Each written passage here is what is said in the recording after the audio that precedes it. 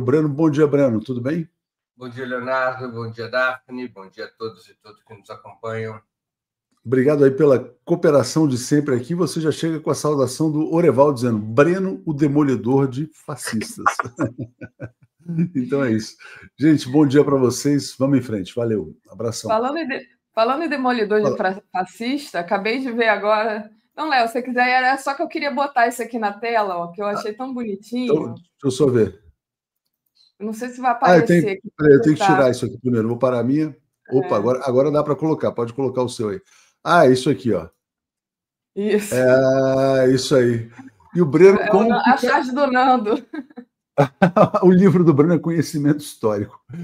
E olha que o cara ficou bem aí nessas... Bom, deixa pra lá, vai. Boa, a charge tá legal. Mas tá com mais cabelo branco do que eu tenho, pô. É isso aí. É verdade, é isso aí. Valeu, Breno. Abraço. Valeu, Daphne. A gente estava aqui, né, Breno, falando justamente sobre as notícias da flotilha e dos integrantes brasileiros.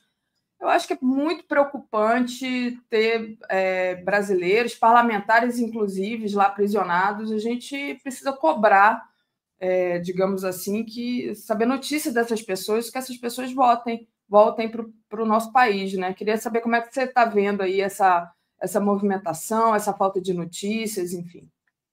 Bom, acho que tem que aumentar a pressão internacional e a pressão do Brasil sobre Israel, né?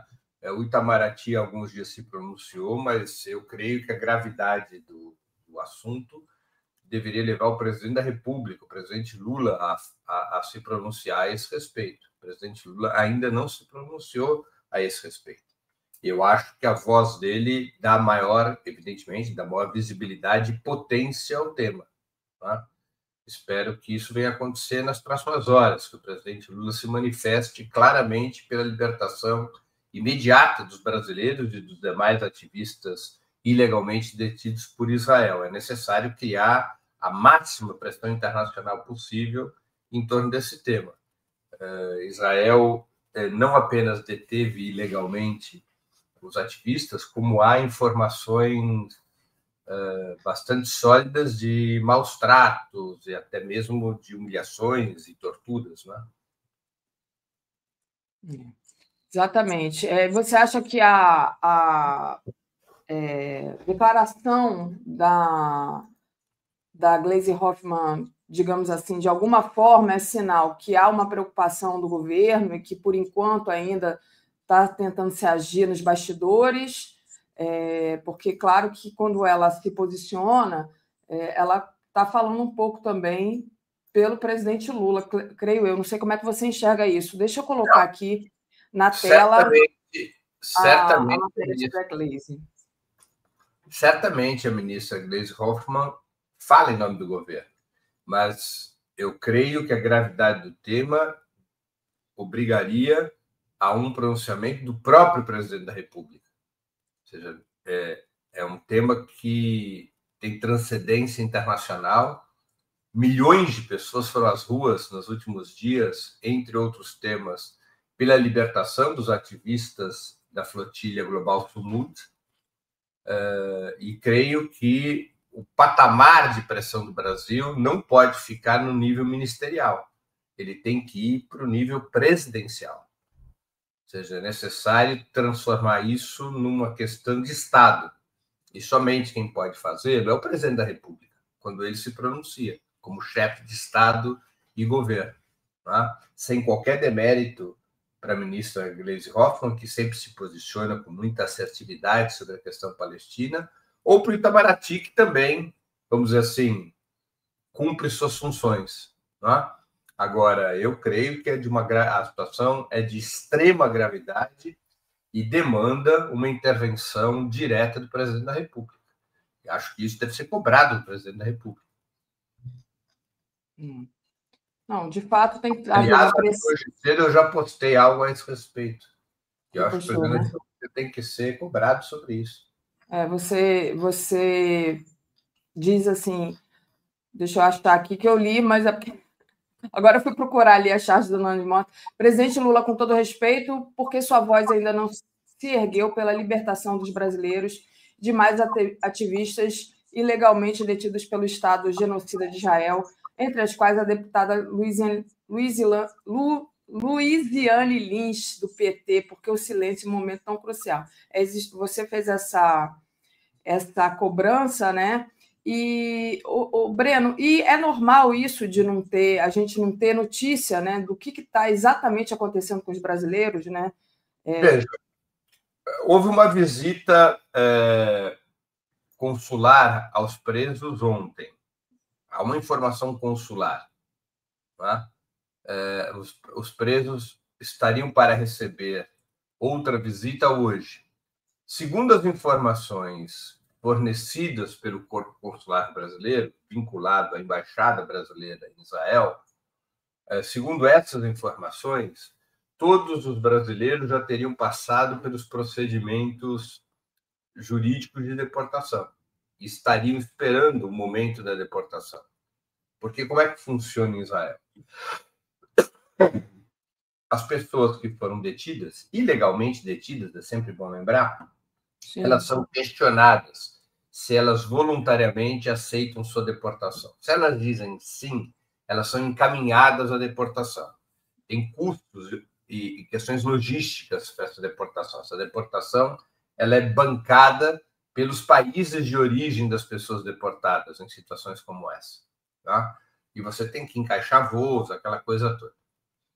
Se a pessoa diz que não aceita ser voluntariamente deportada, o caso é enviado a uma corte israelense para o juiz determinar a deportação. Segundo a informação do Corpo Consular, essa fase já teria sido executada. Ou seja, já teria havido encaminhamento jurídico, ou deveria ter ocorrido esse encaminhamento jurídico ontem. Se é assim, só restaria a fase logística, ou seja, a execução do processo de deportação ao Brasil. Uma parte dos detidos já foi deportada. Somavam-se ontem 170 deportações dos 400 e tantos que foram detidos. Né? Imagina-se que agora de manhã tenha havido mais uma leva de deportações.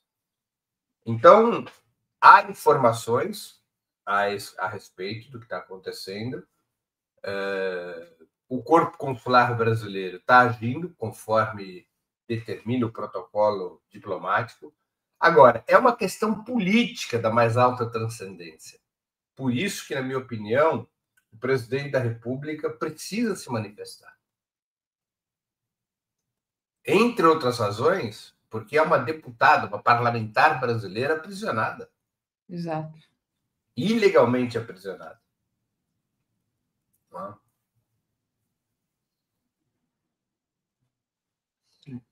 Muito bem. Vamos lá, Breno.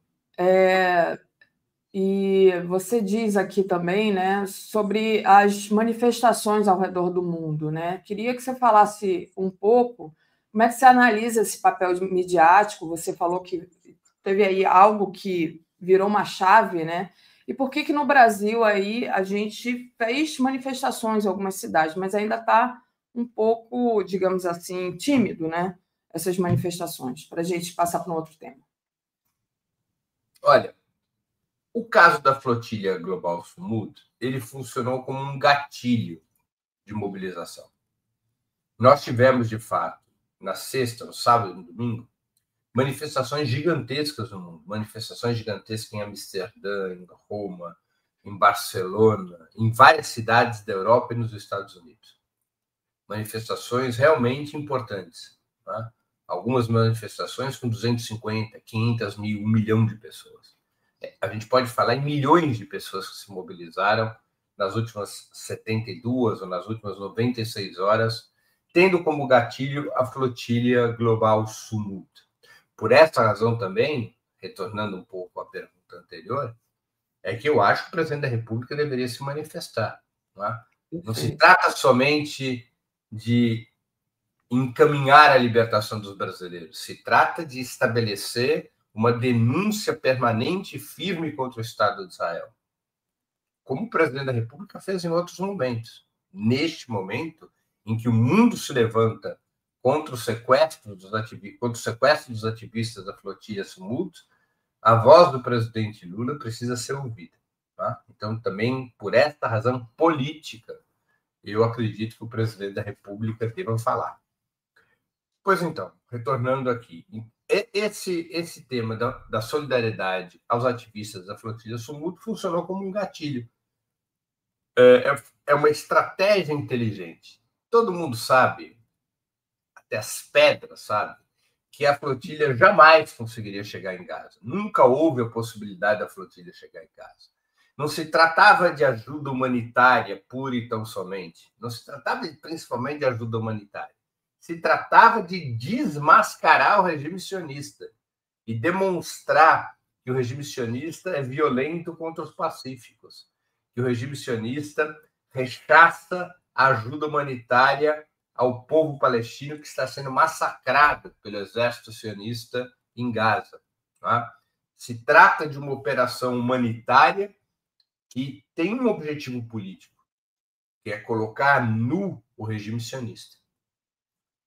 E esta operação da flotilha, neste momento, ela teve bastante inteligência estratégica, porque foram muitos barcos com ativistas de muitos países, de tal maneira que a mobilização que ocorreu nos últimos dias, ela é uma mobilização pelo povo palestino, mas também pela libertação dos nacionais que estão presos, porque há holandeses, há italianos, há franceses, há brasileiros, há gente de vários. Você fechou o seu microfone aí, Breno, de repente seu som sumiu. Transforma a mobilização também numa mobilização nacional, em defesa de compatriotas sequestrados por Israel. Né? Aqui no Brasil também aconteceu. Ontem, aqui em São Paulo, nós tivemos uma manifestação. Falam em 5 mil, 10 mil, outros falam em 20 mil pessoas, mas foi uma manifestação importante, eu pude estar presente. Também ali lembrando dos brasileiros, dos 14 brasileiros que são sequestrados por Israel. Isso aconteceu nos mais diferentes países. Né? São realmente manifestações de grande envergadura, exigindo o fim imediato do genocídio e a libertação dos ativistas. E eu acho que todo o destaque. Com isso, Israel vai se isolando, Netanyahu vai se isolando cada vez mais, né? Não tenho dúvidas. Jamais o regime sionista esteve tão isolado, tão enfraquecido no que diz respeito à opinião pública internacional. E jamais a causa palestina teve tanta solidariedade. Ou seja, houve uma mudança internacional no que diz respeito à relação de forças na opinião pública. Né? Israel se enfraqueceu muito e a causa palestina se fortaleceu. Isso é suficiente para derrotar o regime sionista? Não, não é suficiente, mas é necessário. O isolamento de Israel, o isolamento internacional de Israel, ele é vital para que o regime sionista possa ser derrotado. E esse é o grande saldo, digamos, da situação política que emergiu depois do 7 de outubro de 2023, que amanhã completam-se 2 anos. Né? É verdade, 2 anos já, né? Passou para a gente, né, que não está sofrendo na carne, terrivelmente rápido, mas para as pessoas que estão morrendo, perdendo familiares, deve ter sido um processo longo e doloroso. O Breno, deixa eu trazer aqui, falando de pressão, né, e essa dúvida, por que a gente não escutou ainda a voz do presidente Lula, as pressões internacionais, vou trazer aqui essa matéria falando do impacto das tarifas de Trump na economia brasileira, né? Então, teve esse levantamento da AmCham Brasil, mostrando que a maioria dos setores conseguiu redirecionar vendas para outros mercados. Então, que esse impacto foi praticamente irrelevante. Queria uma análise sua a respeito disso, né? Agora que a gente está vendo um pouco do resultado daquilo que a gente ficou muito apavorado no começo quando foi anunciado, né? É verdade. Esses números da Câmara de Comércio Brasil e Estados Unidos revelam que não havia qualquer razão para pânico. Esse pânico, em grande medida, ele foi fabricado, né? Foi fabricado pela imprensa de direita para buscar enfraquecer o governo Lula, para colocar o governo Lula contra as cordas. E a esquerda brasileira, vamos combinar, ela entra em pânico com muita facilidade, né? A facilidade com que a esquerda no Brasil entra em situação de medo é incrível nos últimos anos, né? Talvez o trauma do período Bolsonaro, da Operação Lava Jato. Aí você que é psicanalista é capaz de responder melhor do que eu, porque a esquerda brasileira é tão apavorada atualmente. A facilidade com que seus dirigentes e sua base entram em pânico, né? As mãos começam a tremer, os joelhos também. É uma coisa incrível como rapidamente o medo toma conta, né? Não era assim. Eu que já tenho uma certa... Já entro em ônibus de graça, não era assim. Não era assim. A esquerda brasileira não tremia a mão, não tremia o joelho. Mas, nos últimos 10, 15, 20 anos, é uma esquerda apavorada, né? Então, isso ajuda o inimigo, porque o inimigo quer tocar o terror e a esquerda se apavora com muita facilidade, né? Com muita facilidade. E os fatos vão mostrando que era uma marolinha. Ou seja, que as sanções de Donald Trump pouco ou nada afetam a economia brasileira e que não há qualquer razão para pânico, não há qualquer razão para concessões, não há qualquer razão para nada,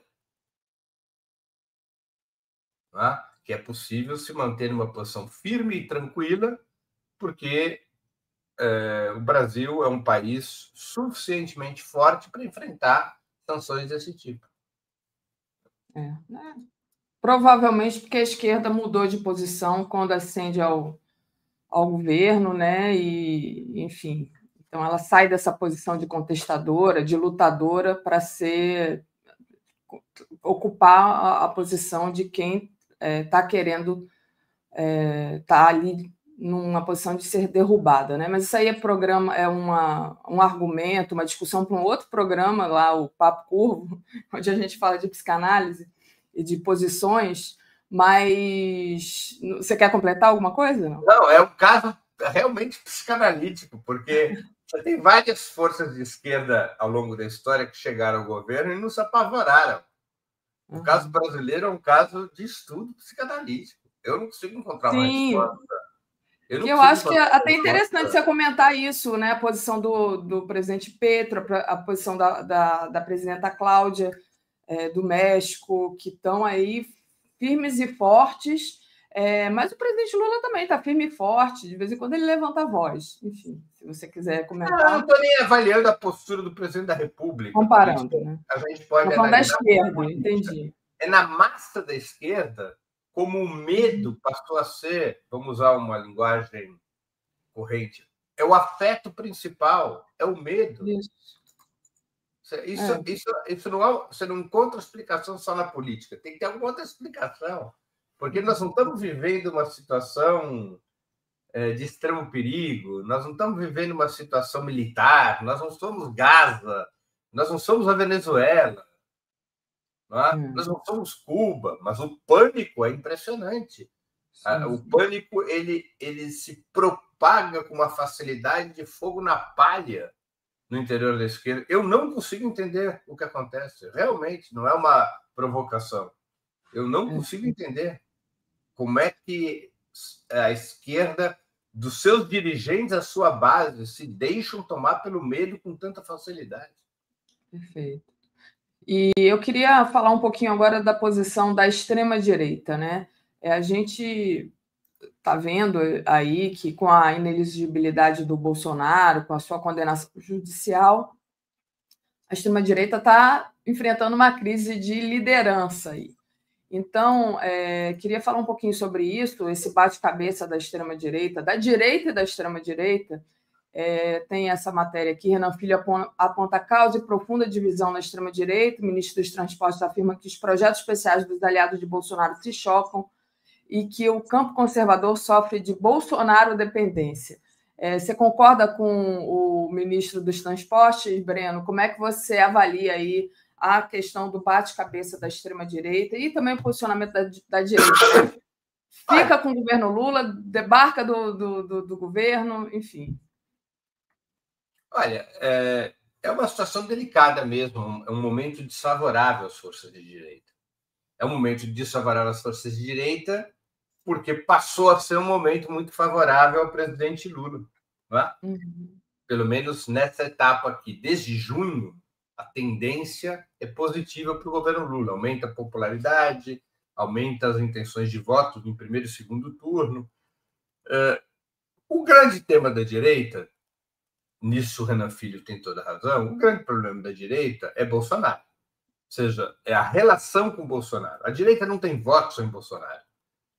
Precisa de Bolsonaro para ter competitividade eleitoral. Bolsonaro já vai se dando conta que ele não tem como esticar a corda, que a única possibilidade dele não amargar anos de cadeia em regime fechado é uma vitória da direita em 2026. E ele já faz acenos de que aceitaria a candidatura do Tarcísio de Freitas. A candidatura do Tarcísio de Freitas ela é uma candidatura que se enfraqueceu, mas é uma candidatura que ainda poderia unificar a direita contra Lula.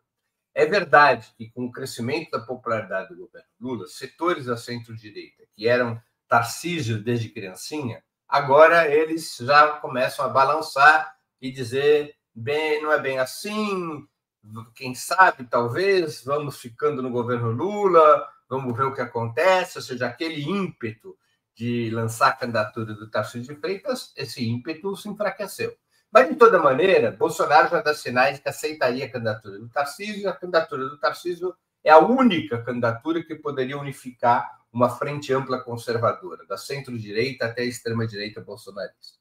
Agora, aparentemente, Bolsonaro coloca algumas pré-condições. Uma das pré-condições é que o vice, ou a vice de Tarcísio, seja Michele Bolsonaro. Isso cria problemas na direita, porque a direita quer os votos de Bolsonaro, a centro-direita quer os votos de Bolsonaro, mas não quer ser vista como bolsonarista. A Operação Tarcísio tem a ver com isso. Ele é um bolsonarista, mas ele é um bolsonarista aceito pela Faria Lima, um bolsonarista aceito por boa parte da imprensa de direita, é um bolsonarista, digamos, com alguma fleuma, com alguma elegância, com alguma moderação aparente. Essa é a operação da direita, ou seja, ter os votos de Bolsonaro, para isso aceita um bolsonarista moderado, mas não quer comprometimento com o clã Bolsonaro. A pressão de Bolsonaro para que Michele seja vice de Tarcísio pode melar o jogo. Neste jogo, Tarcísio de Freitas, outros expoentes da direita gostariam de ocupar a vice-presidência. É o caso de Ciro Nogueira, o presidente do PP, e poderia ser usada a candidatura a vice-presidente para acomodar algum dos outros candidatos à presidência. O caso de Caiado, o caso de Ratinho Júnior, ou mesmo o caso do Zema. Tá? Então, aí Bolsonaro criou um empecilho a tomar por verdade esse rumor que correu em vários setores de que Bolsonaro topa apoiar Tarcísio de Freitas desde que a Michele seja vice, criando uma chapa forte, eleitoralmente forte.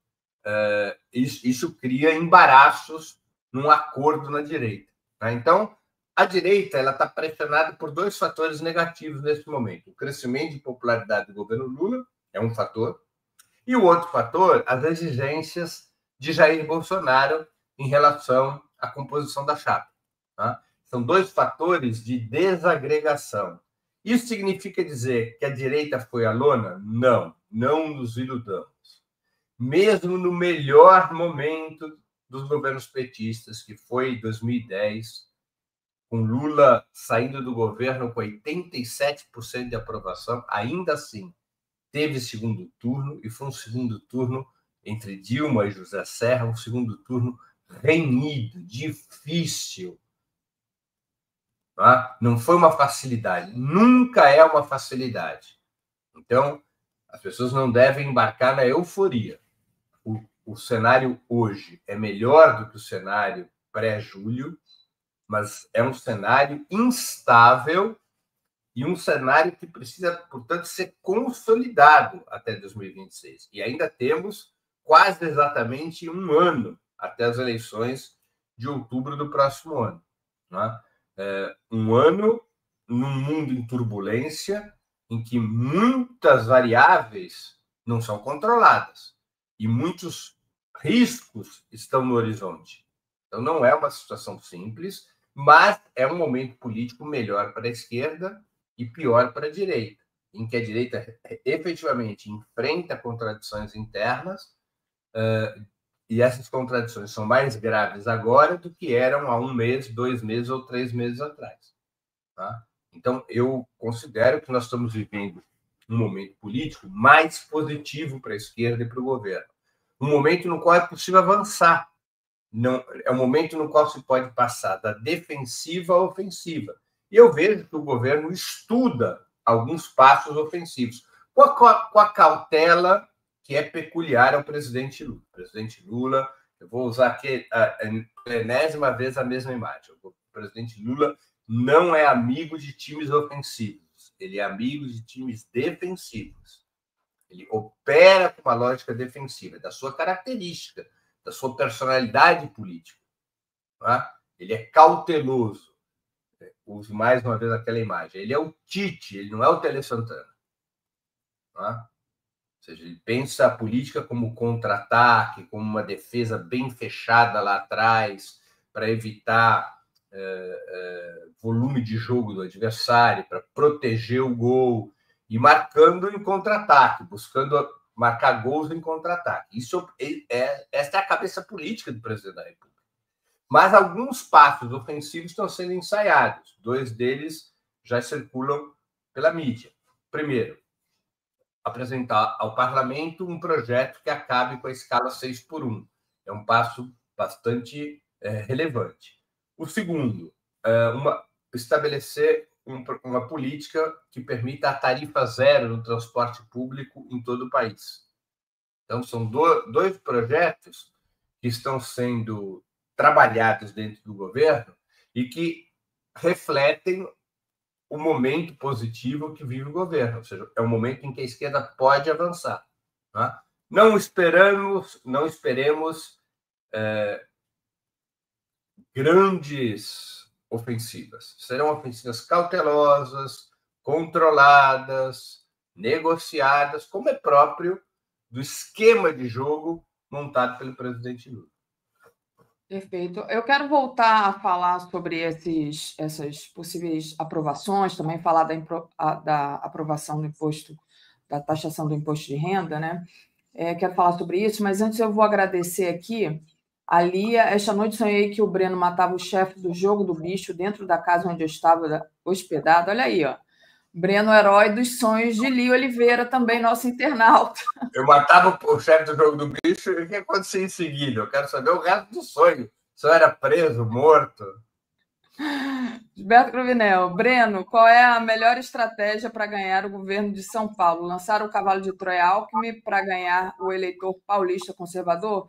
Aí, só para... Porque depois a gente vai voltar ao assunto que o Breno já começou a entrar aqui, que é a escala 6x1, também o imposto de renda. Mas só para contribuir aqui para o debate, ó, o Tarcísio tem 61% de aprovação em São Paulo, aponta Real Time Big Data. De acordo com o levantamento, o desempenho do governador é desaprovado por 33% do eleitorado paulista. Então, está aí o Tarcísio. Não sei como é que você avalia aí esses números. E aí, respondendo o querido Gilberto. Olha, eu não acho que seja fácil ter uma estratégia para ganhar o governo de São Paulo. A situação em São Paulo é muito difícil. Se o Tarcísio for candidato, ele vai ganhar sem sair de casa. E aí o que se trata é ter uma candidatura a governador em São Paulo que ajude o presidente Lula a controlar danos. Tá? A ter um palanque em São Paulo o mais favorável possível. Tá? Se Tarcísio não for candidato, o cenário é melhor. Eu tenho para mim, embora deva ser analisado isso com cuidado, que a melhor coisa era o PT ter uma candidatura própria em São Paulo para aumentar o número de deputados e para poder facilitar a campanha para o Senado. Buscar uma candidatura centrista, as chances eleitorais são mínimas, não melhora muito o cenário e pode atrapalhar o desempenho eleitoral do PT, o desempenho eleitoral da esquerda em termos gerais, PCdoB, PSOL. Talvez seja melhor para a esquerda reconhecer que a disputa em São Paulo é uma disputa muito difícil, que o objetivo não pode ser conquistar, o objetivo principal não pode ser conquistar o governo de São Paulo, o objetivo principal tem que ser eleger um dos 2 senadores e eleger a maior bancada parlamentar possível. Para este objetivo, a melhor coisa é ter uma candidatura a governador de esquerda. É ter uma candidatura que unifique ali PT, PCdoB, PSOL, dependendo, arraste também o PSB e o PDT, né? E cria uma candidatura nesse campo, no campo de esquerda, uma candidatura mais, uma identidade de esquerda mais clara. O vice-presidente Alckmin, eu duvido muito que ele queira trocar o certo pelo duvidoso. Ou seja, ele é praticamente certo, na minha opinião, que ele seja o candidato a vice-presidente Lula. Ele vai deixar de ser o candidato a vice-presidente Lula para uma aventura em São Paulo? Não acredito nisso. Eu acho que o vice-presidente deve ficar onde está. Há setores do próprio PT que querem substituí-lo para colocar um nome mais à direita que Alckmin, para poder trazer o apoio do União Brasil, para trazer o apoio de parte do PP ou do MDB, ou seja, há quem proponha substituir Alckmin por um candidato mais à direita. Eu não concordo. O que você acha dessa estratégia? Errada, desnecessária, errada. Tá? Ou seja, nós temos que aproveitar esse momento positivo para prolongá-lo e disputar as eleições de 2026, não com o objetivo de fortalecer o Centrão como aliado, mas de enfraquecê-lo, tanto do ponto de vista governamental quanto do ponto de vista parlamentar. Tá? Abrir a vice-presidência para centro-direita, na minha opinião, é desnecessário, não traz voto nenhum, e é um grave problema político, tá? Porque legitima o Centrão como um aliado. É verdade. Muito bem. O Bolsonaro, só também para a gente terminar esse assunto, né? Você falou um pouco da Michelle. Bolsonaro cogita, de segunda matéria aqui, lançar a candidatura da Michelle sozinha, né? Que você tinha falado de vice do Tarcísio, mas está aí lançando a candidatura da Michelle sozinha. Eu não acho que isso seja, enfim, colocado em prática, não. O que você acha, Breno? Ele tem força para isso. É uma candidatura do PL, é uma candidatura isolada, que pode chegar no segundo turno. Mas chega no segundo turno com dificuldades de ampliação. Porque um cenário no qual a Michelle seja candidata pelo PL nos permite imaginar a seguinte situação. A direita vai se fragmentar, é possível que você tenha candidaturas como a de Ratinho Júnior ou Caiado na pista, pelo menos um dos dois. Aumenta, embora não significativamente, aumenta a chance do presidente Lula ganhar no primeiro turno, embora eu acho isso pouco provável, e nós pegaríamos no segundo turno Lula contra Michelle. É possível que a gente chegue com Lula batendo nos 47%, 46%, 48%, e a Michelle vai para o segundo turno ali ao redor dos 35%, 32%, 33%, 35%. Só que a candidatura da Michelle no segundo turno teria muitas dificuldades de ampliação. A tendência seria boa parte da centro-direita se aliar a Lula no segundo turno. Né? Então, ela é uma candidatura que vai bem no primeiro turno da Michelle, eu não tenho dúvidas. Ela está no segundo turno. O bolsonarismo tem força suficiente para colocar Michelle no segundo turno. Mas no segundo turno, ela é pato manco. Eu não acredito que ela consiga passar dos 45%. As pesquisas mostram que ela não conseguiria passar dos 45%. Ela teria dificuldade de ampliação. E o presidente Lula teria maior facilidade para atrair MDB, para atrair pelo menos parte do União Brasil, parte do PP, parte até do Republicanos. Tá? Ele teria maior facilidade de compor no segundo turno, porque Michelle é vista como Bolsonaro. Embora eu acho que tenha seu grau de autonomia, um certo grau de autonomia, ela é vista como Bolsonaro. É você sacramentar a extrema-direita no comando do jogo. E a direita liberal, o centrão, não querem sacramentar a extrema-direita, não querem sacramentar a continuidade da extrema-direita na liderança do bloco conservador. Né? Então, eu acho que é uma candidatura que vai bem no primeiro turno e morre no segundo turno. Ao contrário do Tarcísio. O Tarcísio teria maior... É possível que o Tarcísio viesse a ter um desempenho pior que a Michelle no primeiro turno. Mas no segundo turno ele tem maior capacidade de ampliação. Ele tem maior facilidade para atrair a centro-direita para o seu nome. Breno, queria entrar agora na questão do impacto político e social da elevação da faixa de isenção do imposto de renda, né?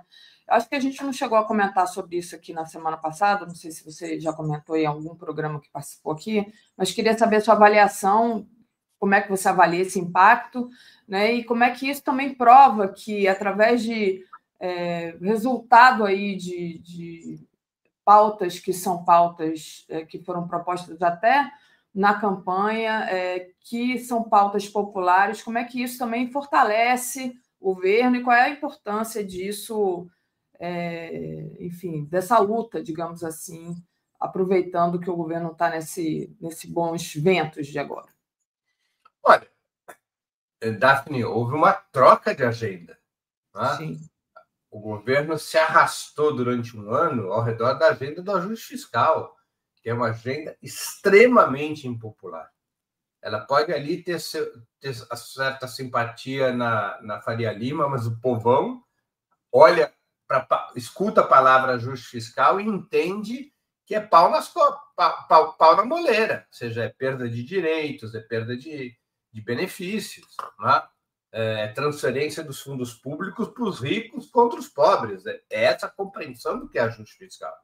Né? Então, o governo ficou um ano navegando na agenda do ajuste fiscal e perdendo popularidade e perdendo intenções de voto para 2026. O governo, desde junho, veio mudando a agenda. Passou para uma agenda positiva, para uma agenda popular. Nessa agenda popular, a isenção do imposto de renda até R$5.000 é a joia da coroa, porque ela muda o sentido da política tributária. Ela sinaliza uma política tributária progressiva, na qual os pobres vão pagar menos impostos e os ricos mais tributos. É um primeiro passo. O que foi aprovado é uma política muito modesta, modestíssima. Mas, comparado com o que tínhamos nos últimos 30 anos, é uma mudança de rumo. Tá? Pela primeira vez em 30 anos, se está taxando o rico e destaxando o pobre. Está se alterando o sentido da política tributária. E isso é uma agenda extremamente positiva. Milhões de brasileiros deixarão de pagar imposto de renda no ano que vem, calcula-se aí. Então, de 15 milhões de brasileiros que deixarão de pagar imposto de renda. É um grande avanço. Outros tantos milhões pagarão menos do que pagavam este ano. É verdade que a lei não determina uma correção inflacionária desses números. Portanto, o imposto inflacionário vai alterar essa situação nos próximos anos, né? Porque não está determinado um mínimo a partir, por exemplo, do valor do salário mínimo. É um mínimo fixo de R$5.000. Então, na medida em que a renda das pessoas suba acompanhando a inflação, R$5.000 vai passar a ser uma isenção cada vez menor. Mas isso é um problema que o governo pode corrigir lá na frente. Né? A taxação dos super ricos também é bem pequenininha, né? É uma taxação quase simbólica, mas inverteu o sentido da política tributária. O sentido regressivo dos últimos 30 anos foi substituído por um sentido progressivo. Regressivo é taxar mais os pobres que os ricos. Progressivo é taxar mais os ricos que os pobres. Então, houve uma mudança do sentido, da curva, da natureza da política tributária.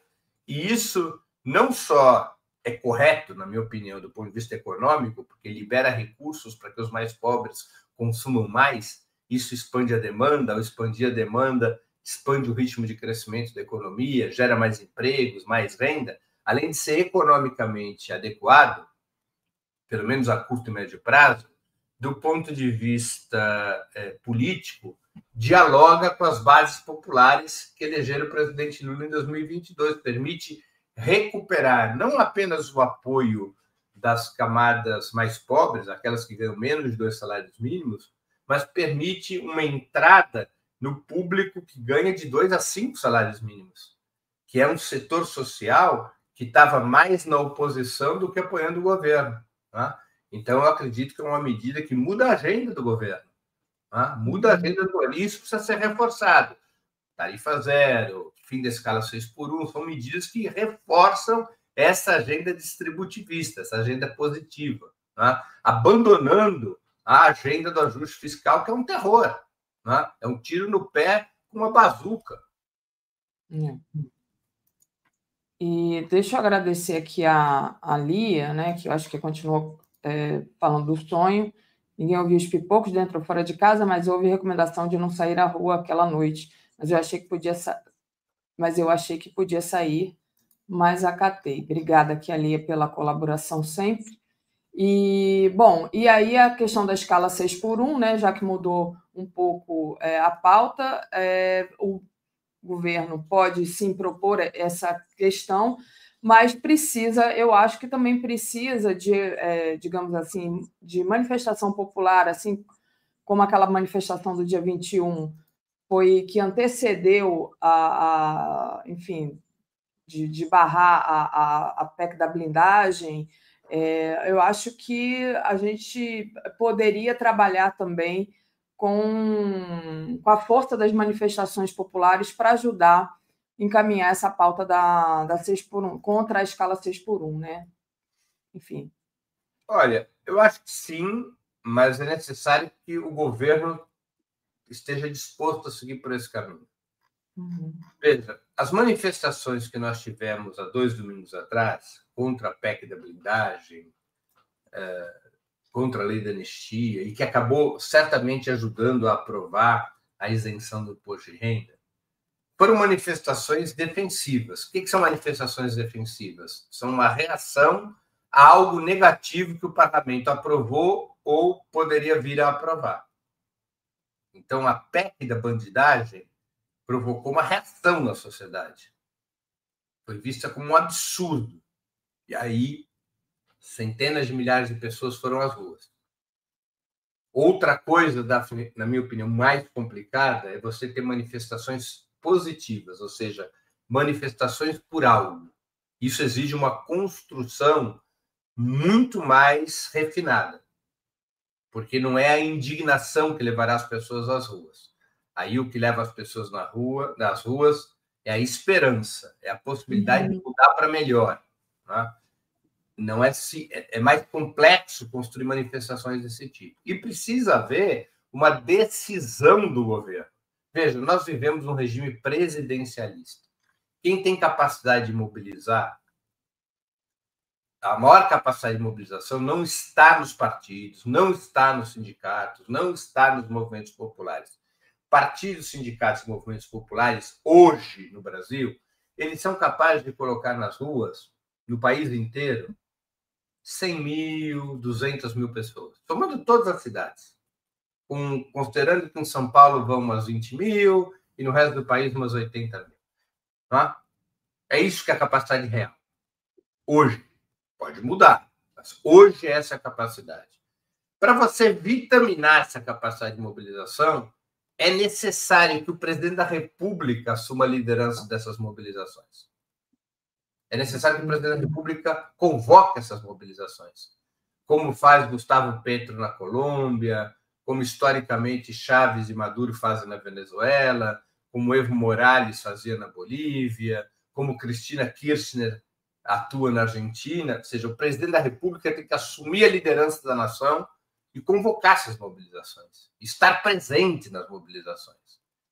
Sem isso, eu acredito que é difícil você ter esse fator mobilização social ativado.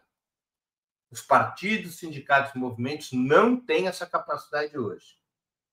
Nós já tivemos várias demonstrações disso nos últimos anos.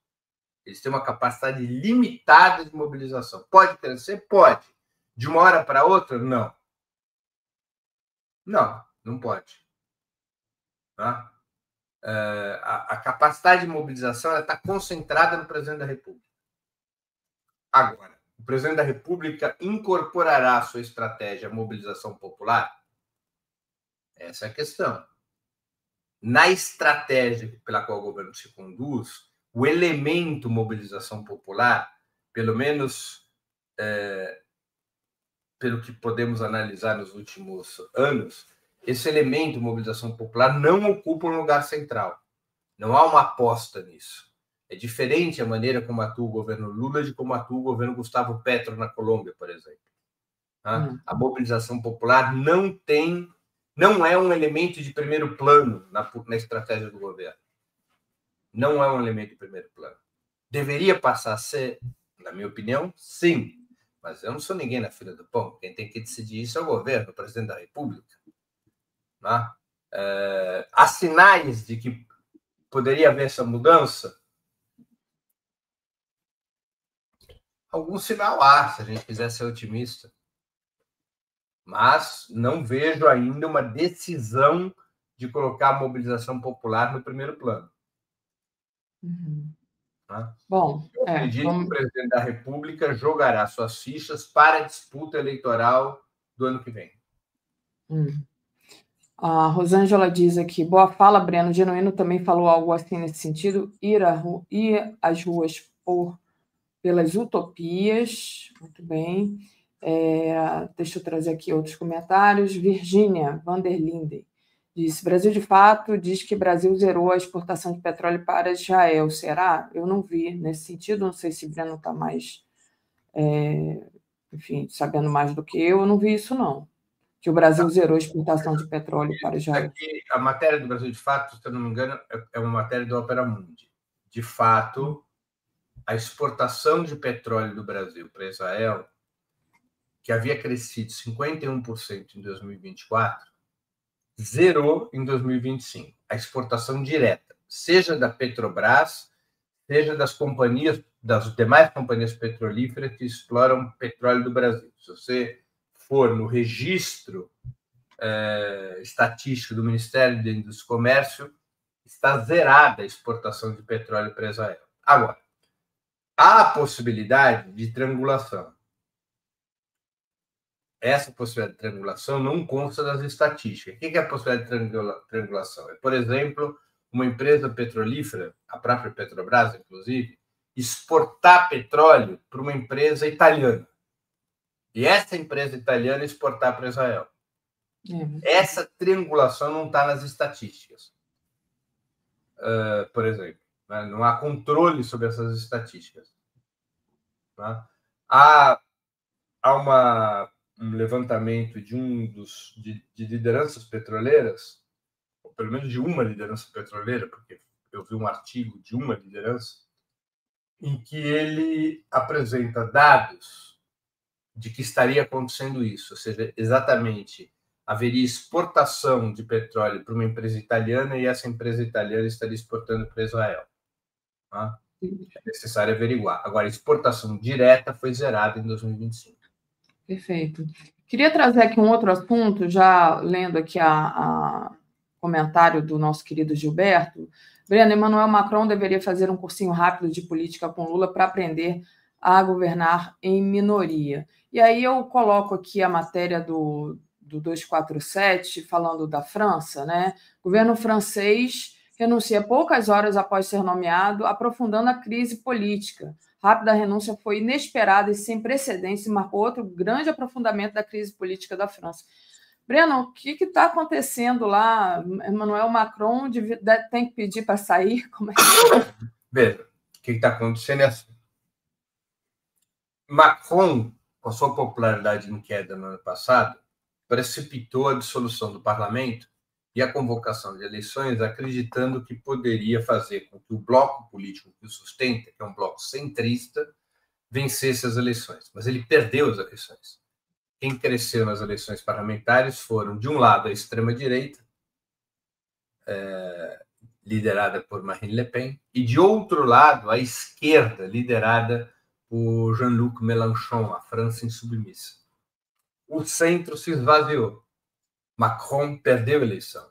Ele deveria, pela tradição francesa,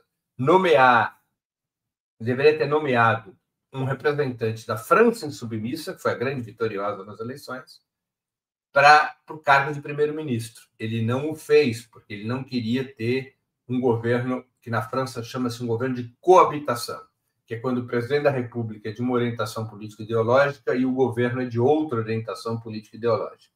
Tá? O que fez Macron foi nomear um primeiro-ministro Bayrou, um primeiro-ministro do seu campo político, contando com a divisão do campo de esquerda e a atração do Partido Socialista para apoiar essa candidatura centrista. Ele fez uma costura entre a direita, a centro-direita e a centro-esquerda para dar sustentabilidade ao Bayrou. Mas a situação se degringolou nas últimas semanas e a extrema-direita, junto com a esquerda, votaram uma moção de desconfiança que derrubou o governo Bayrou. Tá? Ele indicou um novo nome para primeiro-ministro.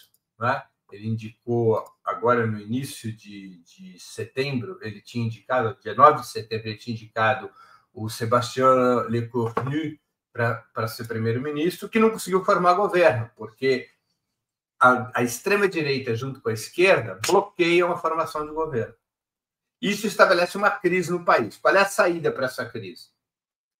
Ou bem, se convocam novas eleições parlamentares, imaginando que se mudará a correlação de forças a favor de algum lado.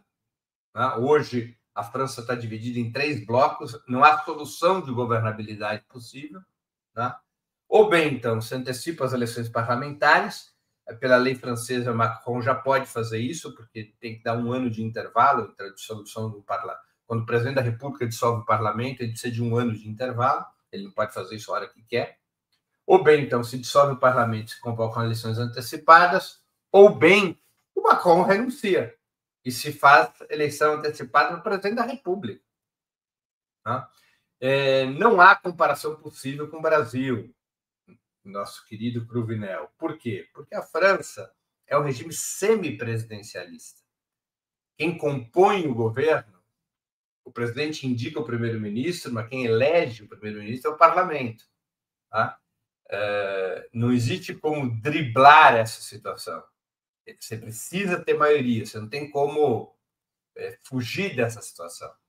E no caso francês, por conta das eleições do ano passado, se a extrema-direita se soma à esquerda para bloquear uma indicação do governo, a soma da extrema-direita mais a esquerda impede que Macron indique um primeiro-ministro. Não há mágica possível.